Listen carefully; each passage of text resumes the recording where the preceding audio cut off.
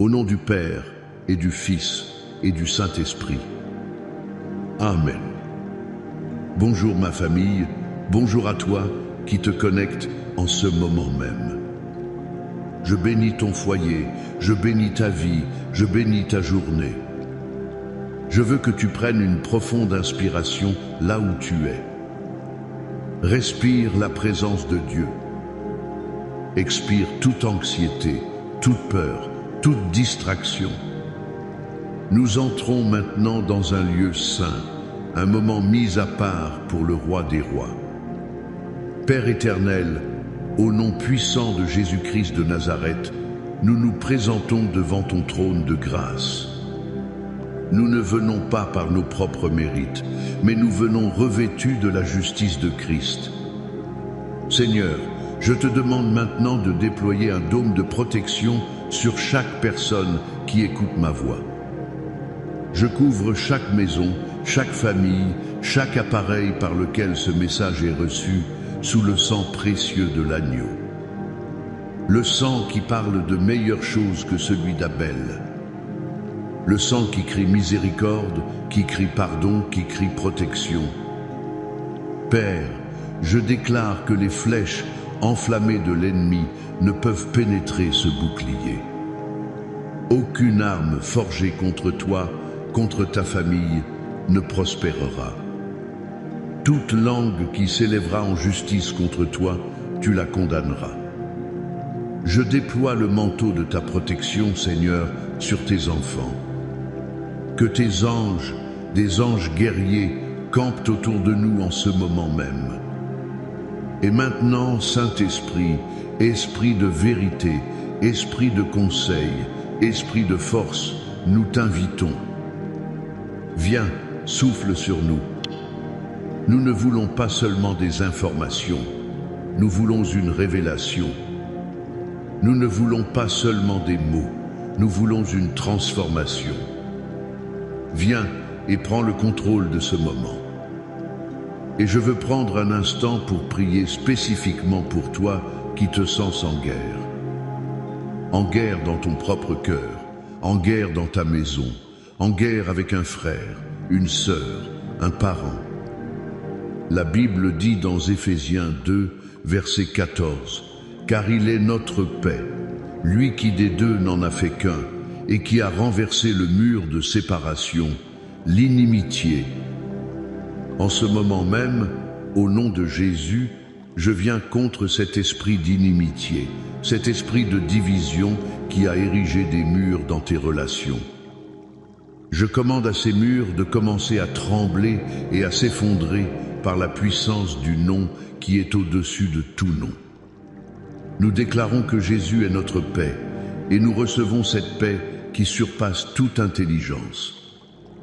Amen et Amen. Ma famille prophétique, si vous êtes avec moi, je veux que vous écriviez Amen dans les commentaires. Montrez que vous êtes présent dans l'esprit. Je vous demande de faire 3 choses aujourd'hui pour semer dans ce ministère et pour étendre le royaume. Aimez cette vidéo, abonnez-vous si ce n'est pas déjà fait, et je veux vous donner une instruction prophétique. Partagez ce message avec 7 personnes. 7, le chiffre de la perfection divine.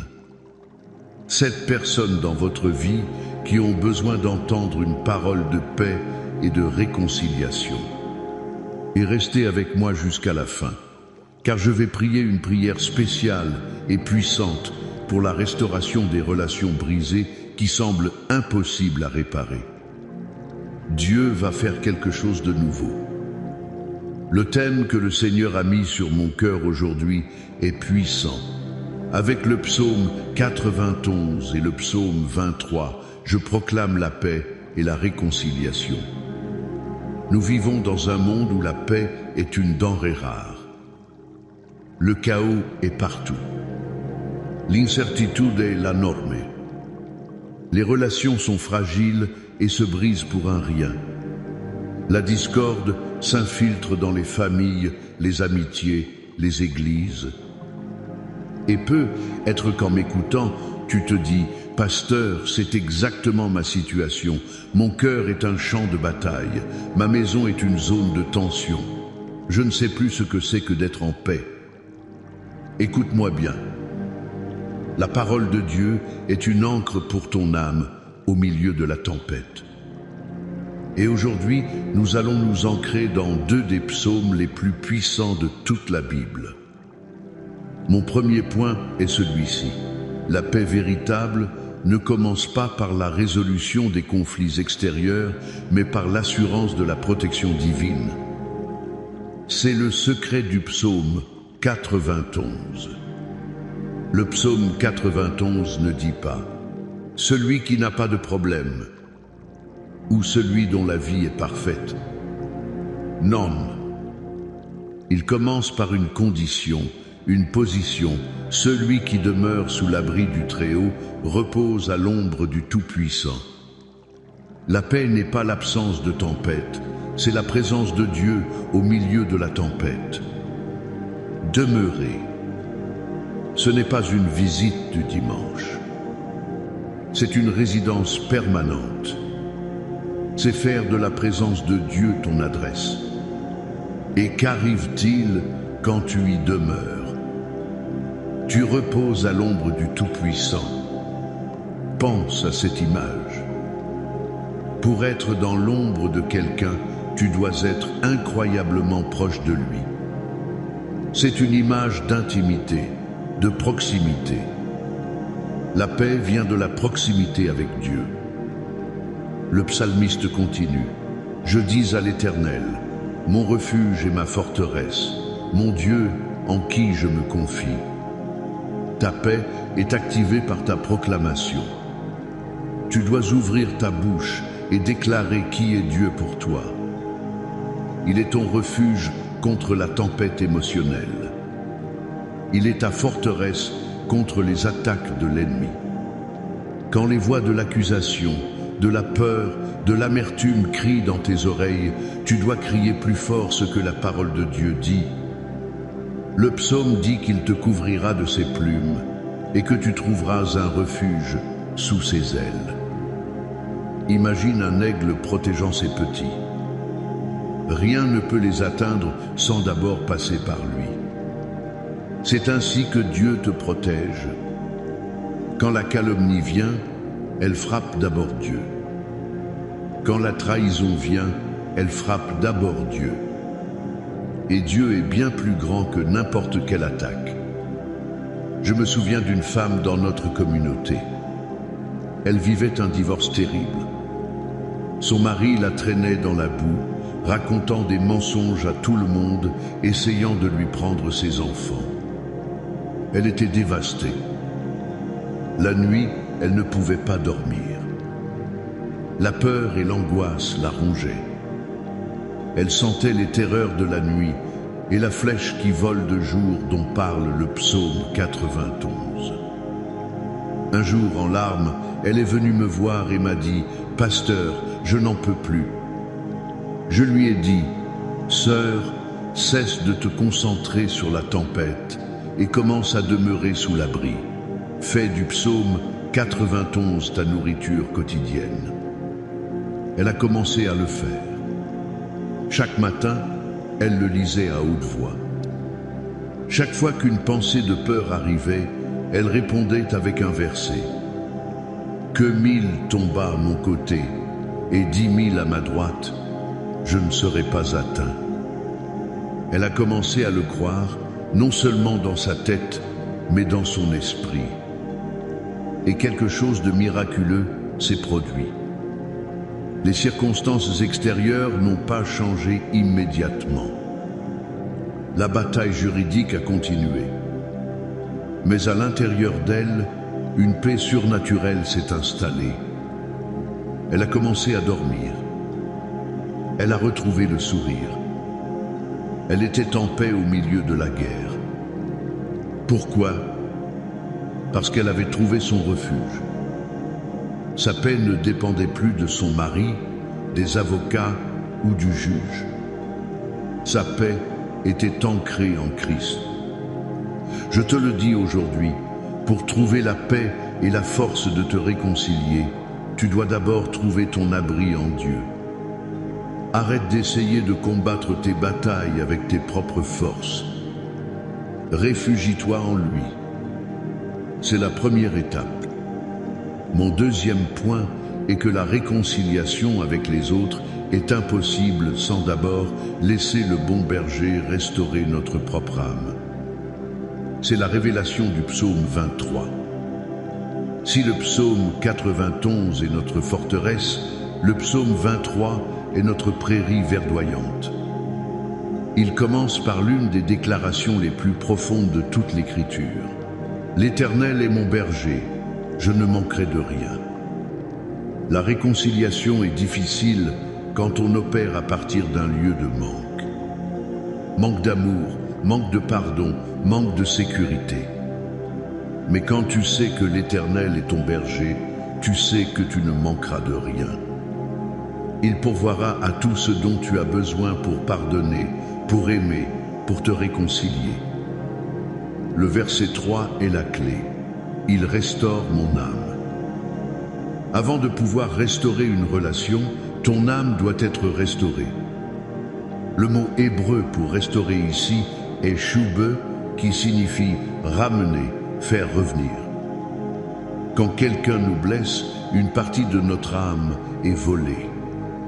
Notre joie, notre confiance, notre paix. Le bon berger est celui qui va chercher ces parties brisées de ton âme et te les ramène. Il guérit les blessures que les autres ont laissées. Tu ne peux pas offrir le pardon si ton cœur est encore plein d'amertume. Tu ne peux pas offrir la confiance si ton âme est encore paralysée par la trahison. Tu dois laisser le berger faire son travail en toi d'abord. Et regarde ce qui se passe après qu'il a restauré ton âme. C'est l'un des versets les plus incroyables sur la réconciliation. Tu dresses devant moi une table en face de mes adversaires. Remarque bien. Il ne dit pas « tu anéantis mes adversaires ». Il ne dit pas « tu me caches de mes adversaires ». Il dresse une table, un lieu de communion, de festin, d'abondance en leur présence. C'est une image prophétique de la réconciliation. C'est Dieu qui dit « le mal qu'ils t'ont fait ne définira pas ton avenir. Je vais te bénir si abondamment que même tes ennemis devront le voir. Je vais créer une opportunité pour la paix là où il n'y avait que la guerre. » Pense à l'histoire de Joseph. Vendu par ses frères, accusé faussement, jeté en prison, son âme était brisée. Il avait toutes les raisons d'être amer, de chercher la vengeance. Mais pendant ces années de souffrance, il a laissé Dieu être son berger. Dieu a restauré son âme dans la solitude de la prison. Et quand le moment est venu, quand il a fait face à ses frères, il n'y avait pas de vengeance dans son cœur. Il y avait la paix. Il y avait le pardon. Il a pu leur dire « Vous aviez médité de me faire du mal. Dieu l'a changé en bien. » C'est ça, la restauration de l'âme. C'est voir la main de Dieu même dans la blessure. Quand Dieu a restauré ton âme, tu peux t'asseoir à la table qu'il a dressée et inviter tes adversaires à s'asseoir avec toi. Qui est cet adversaire dans ta vie? Ce membre de la famille avec qui tu ne parles plus? Cet ami qui t'a trahi? Cet ancien collègue qui t'a fait du tort? Dieu veut dresser une table. Mais d'abord, tu dois le laisser restaurer ton âme. Tu dois lui donner ton amertume, ta douleur, ton désir de vengeance. Laisse-le te conduire près des eaux paisibles. Laisse sa houlette et son bâton te rassurer. Alors, et seulement alors, tu auras la force de marcher sur le chemin de la réconciliation. La paix du psaume 91 te donne la sécurité pour affronter le conflit. La restauration du psaume 23 te donne la guérison pour offrir le pardon. Ces deux psaumes sont les piliers sur lesquels la vraie paix et la réconciliation sont bâtis. Maintenant, je veux que nous prenions l'épée de l'Esprit, qui est la parole de Dieu. Je vais proclamer l'intégralité du psaume 91 sur ta vie. Ne sois pas distrait. Reçois chaque mot comme un bouclier pour ton esprit, ton âme et ton corps. Ferme les yeux si tu le peux et écoute la voix de ton Père te parler à travers sa parole. Celui qui demeure sous l'abri du Très-Haut repose à l'ombre du Tout-Puissant. Je dis à l'Éternel, mon refuge et ma forteresse, mon Dieu en qui je me confie, car c'est lui qui te délivre du filet de l'oiseleur, de la peste et de ses ravages. Il te couvrira de ses plumes, et tu trouveras un refuge sous ses ailes. Sa fidélité est un bouclier et une cuirasse. Tu ne craindras ni les terreurs de la nuit, ni la flèche qui vole de jour, ni la peste qui marche dans les ténèbres, ni la contagion qui frappe en plein midi. Que 1000 tombent à ton côté et 10 000 à ta droite, tu ne seras pas atteint. De tes yeux seulement tu regarderas et tu verras la rétribution des méchants. Car tu es mon refuge, ô Éternel. Tu fais du Très-Haut ta retraite. Aucun malheur ne t'arrivera. Aucun fléau n'approchera de ta tente. Car il ordonnera à ses anges de te garder dans toutes tes voies.